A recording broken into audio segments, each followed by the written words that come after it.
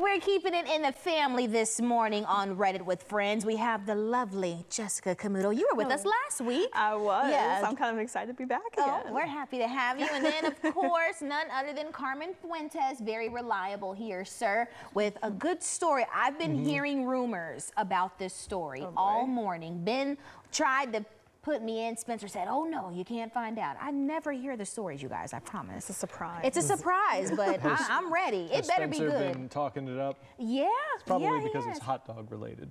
Oh my gosh, of course. It's the hot things, dogs. it's hot dogs. You'll Come understand. You'll understand. It comes from the relationship subreddit. Okay. And it's titled, "Me and My Boyfriend of 3 Years. I just found out he's been secretly eating hot dogs because I unknowingly starve him."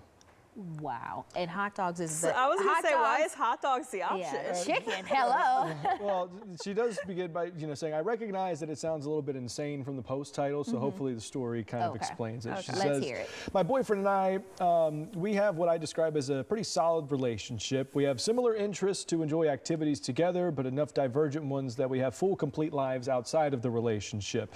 We already spend almost every night together, and we plan to move in together when his lease is up in the fall. So we work about 3 miles from each other. Some days we carpool depending on our schedules. Typically during the week, I get up and make breakfast and pack our lunches. It's been ongoing since about 6 months into our relationship. For breakfast, it's nothing usually crazy: oatmeal, cereal, scrambled eggs, toast, normal breakfast stuff, right?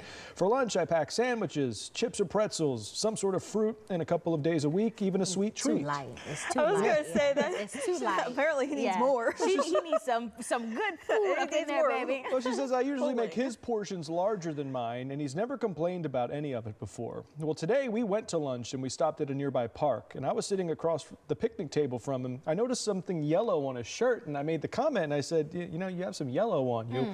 He looked over and scratched it away, and there was a lot of it. And I mindlessly just say, "Did you take a mustard bath before lunch?" Oh my gosh, he had to stuff it. That's why he had to eat it before he starved. His face turned bright red when I made the comment. He must feel so bad. Yeah. After some questions as to why he was so embarrassed, the truth came out. I don't make him large enough meals, and almost every day for the past 2 or so years, he takes his 15-minute morning break, walks to a nearby convenience store where he purchases what can only be described as a second breakfast hot dog. Aw. The fact that it's been going on for almost 2 years. Yeah. Oh my gosh. I recognize it sounds ridiculous, but I'm also hurt and upset that he's been starving all this time and never wanted to say anything. Of course, now I'm embarrassed because he thinks the funniest things it's the funniest thing to ever happen, but I'm really bothered that instead of sharing his discomfort with me like a normal person, he's just had his mid-morning hot dog on month's end. The conversation eventually ended up with both of us mad, me for what feels like deception, him for what he feels is me blowing all of this out of proportion. So do I ignore it, or is this just indicative of bigger problems?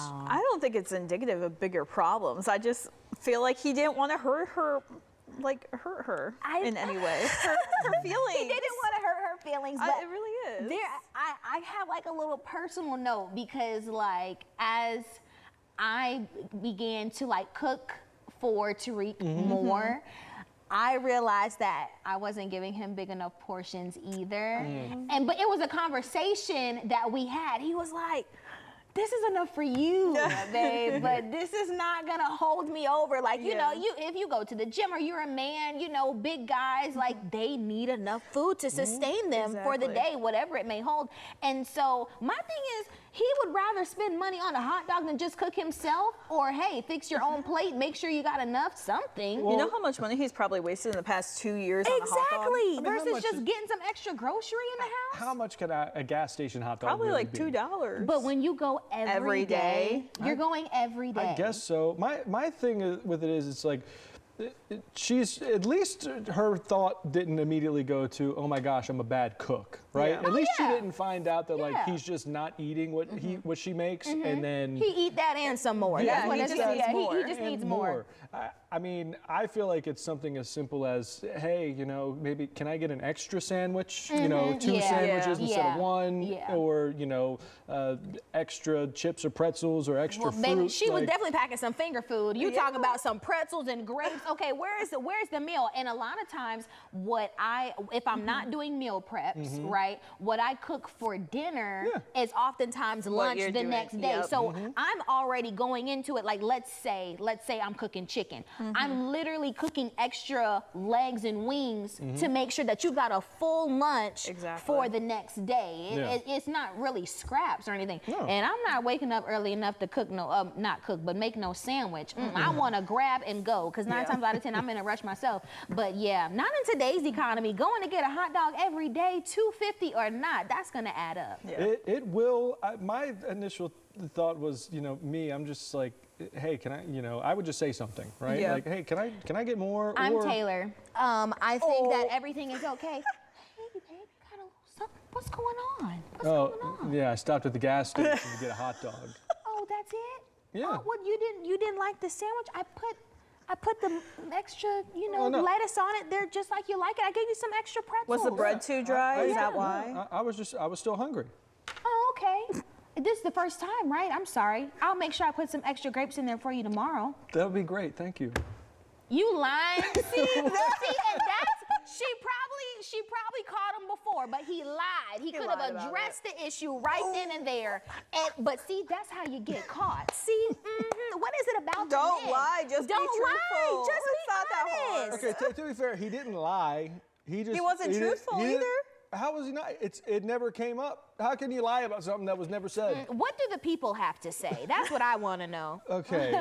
So one person said, I agree that he probably should have said something before now, but you also sound like you're blowing this way out of proportion. He honestly probably enjoyed his mid-morning break and thought of it as a treat rather than you starving him.